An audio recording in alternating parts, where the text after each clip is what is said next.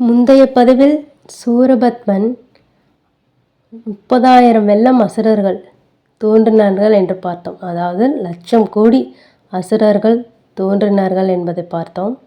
அதன் பிறகு மாயை அவர்களை அங்கேயே விட்டுவிட்டு காசிபருடன் வேறொரு மண்டபத்துள் புகுந்தாள். அங்கே மாயை ஒரு பெண் சிங்கமாக வடிவெடுத்தாள்.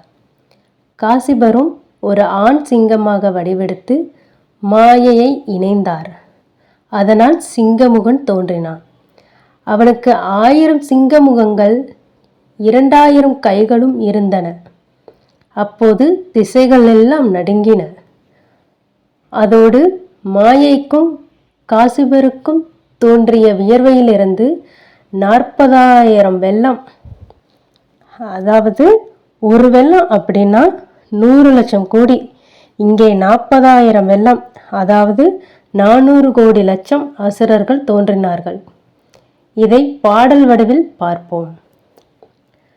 மங்கையோடவன் மடங்களாய் மகிழ்வுடன் புணர கங்குல்வாய் இரண்டாகிய யாம மேற்கடிதே அங்கே 12,000 1000 முகமாய் சிங்க மாமுகன் தோன்றினான்.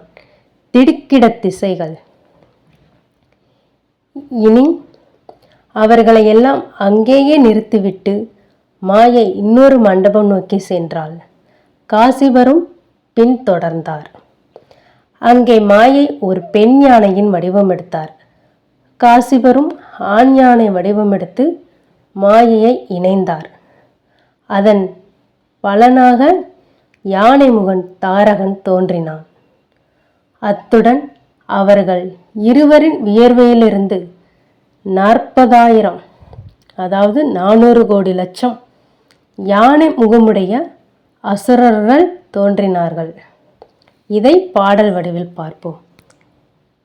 பேரு மும்மத மால்களிற்றுருக்கொடு பிடிமேல் சேரு கின்றுளி மூன்றென செல்லும் யாமத்தில் 2 வாள் ஏற்றுடன் யானை மாமுகத்து தாரகாசுரன் தோன்றினன்.